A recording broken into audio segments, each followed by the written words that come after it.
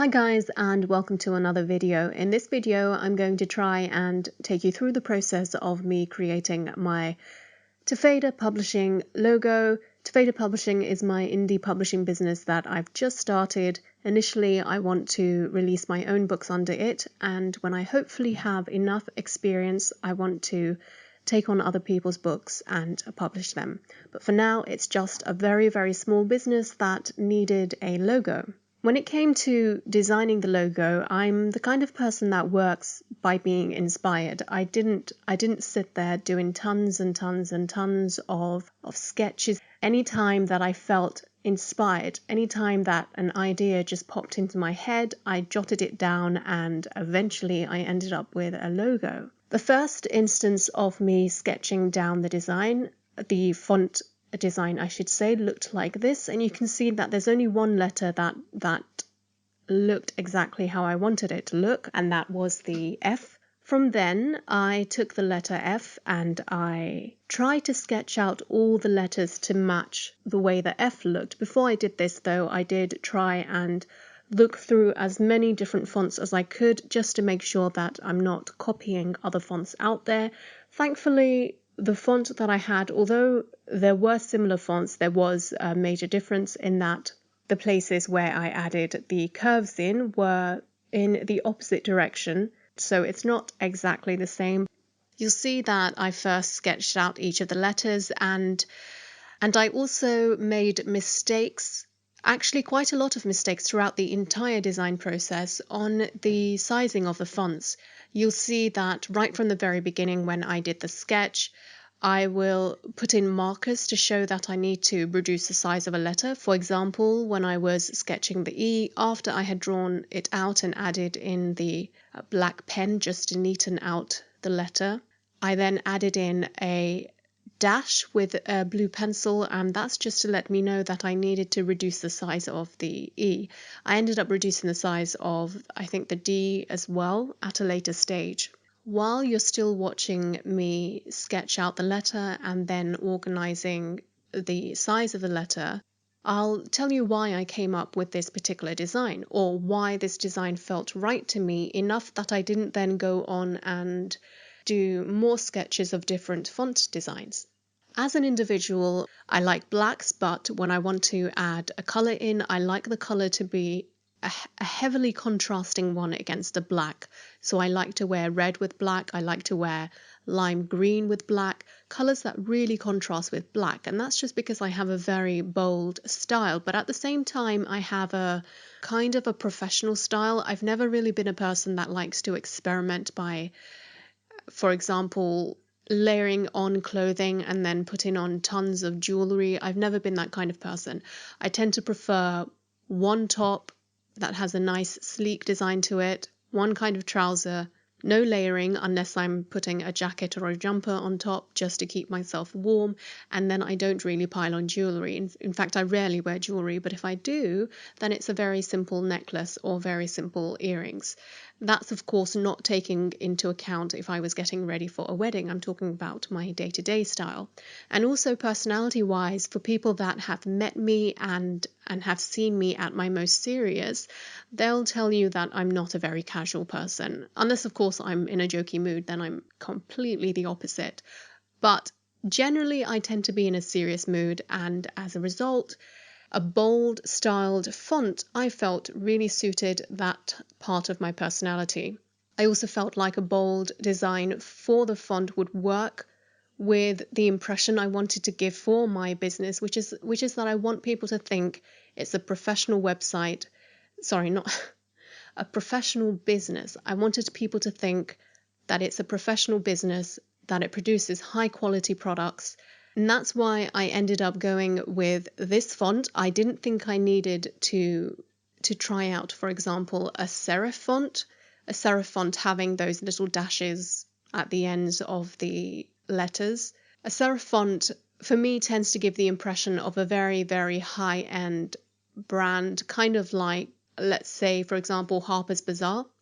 That kind of realm of professionalism.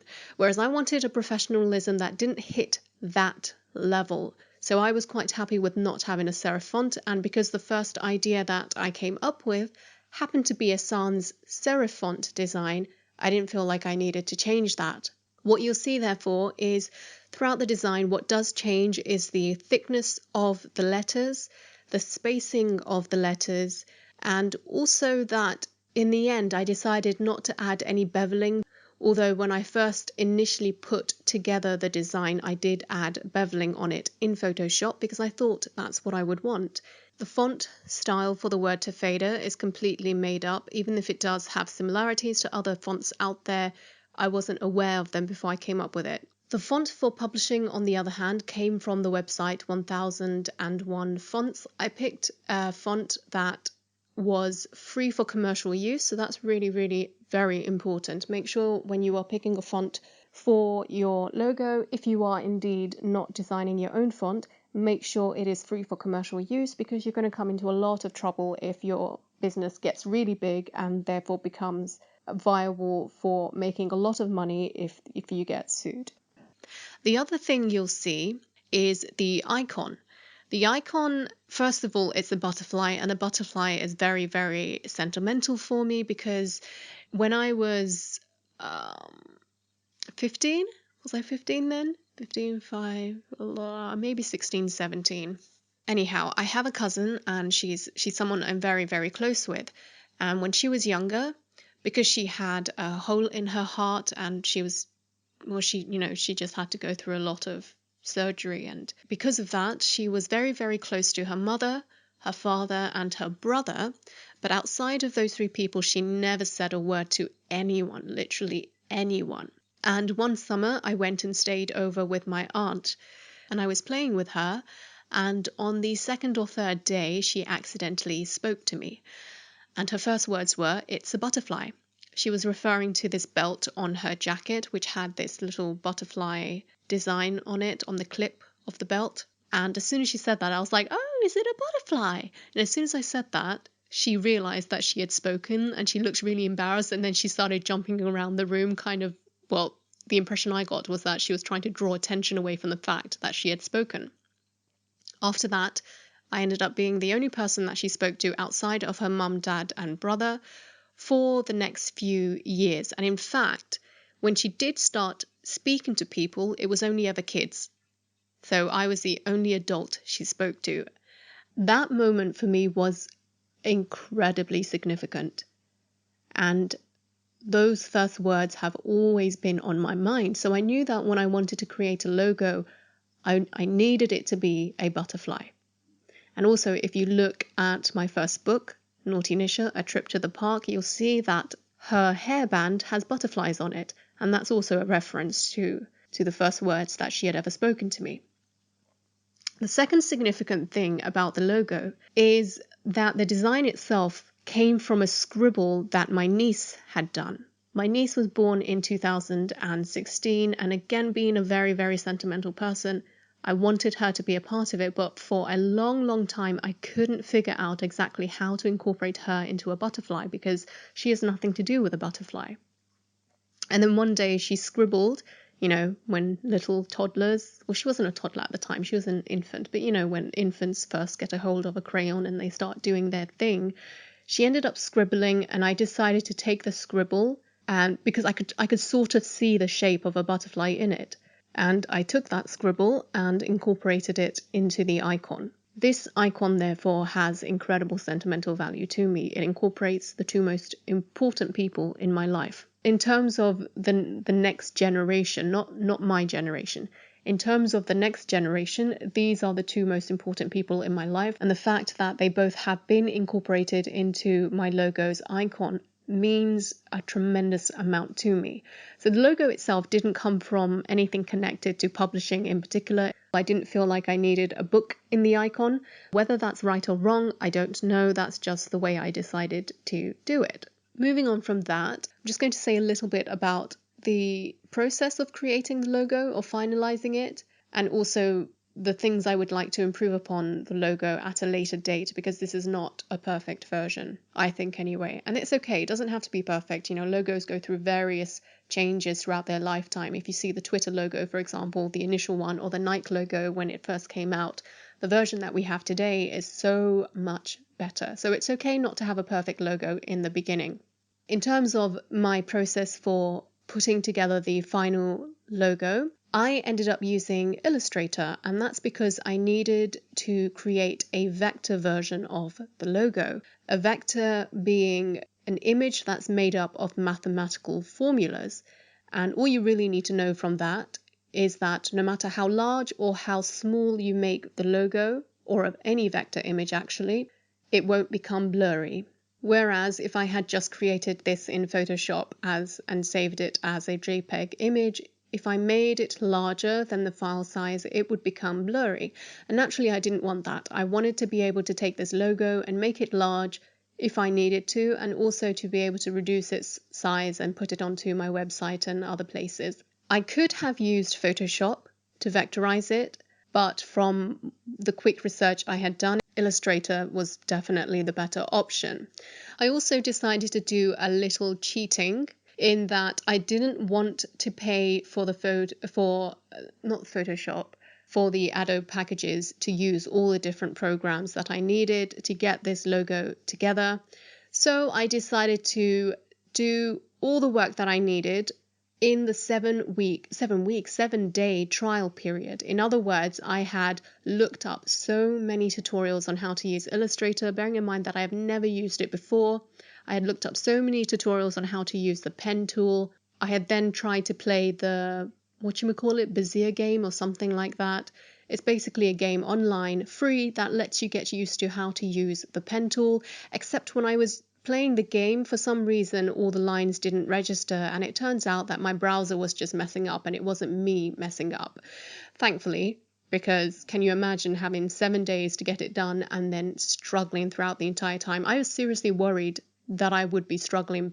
I saved everything that I needed to do for that 7-day trial period. Sorry, but I don't have an endless supply of money, and I decided to be cheap in this particular regard. Anyhow, Illustrator was used to vectorize my logo, and then it came to vectorizing the icon. As you can see, I simplified it down completely. I struggled the most with vectorizing the icon, the butterfly icon, just because it has a lot of curves in there that for a person new to Illustrator, it was difficult. And the version you're seeing on the screen, that's my second attempt at vectorizing it. The first attempt didn't go very well. The last thing I'm going to mention is what I would want to improve on it.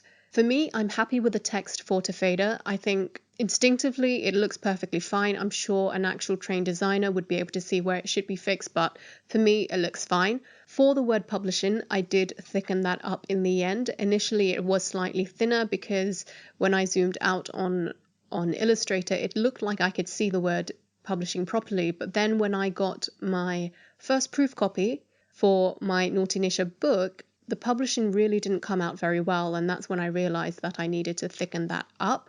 However, by the time I thickened it up, I had to do it on Photoshop Elements 15, so not Photoshop CC, and that's because my 7-day trial had ended.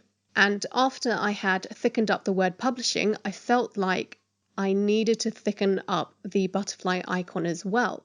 Generally, what you might see happen is that whenever you make slight changes, it has a domino effect, and you end up needing to change a lot of other things just to make sure that first change matches with everything. And that's what happened here. I thickened up publishing, but then the butterfly icon needed to be thickened up as well.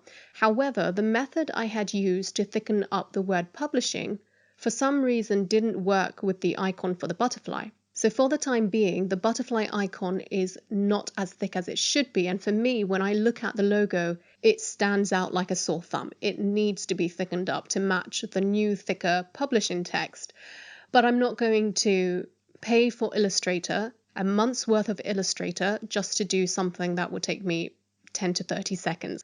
Also, the top right wing of the icon really bothers me. That needs to be changed. I'm well aware of that as well. But anyhow, that's all I have to say for this video. My voice is starting to break up. Thank you guys for watching, and I will see you next time.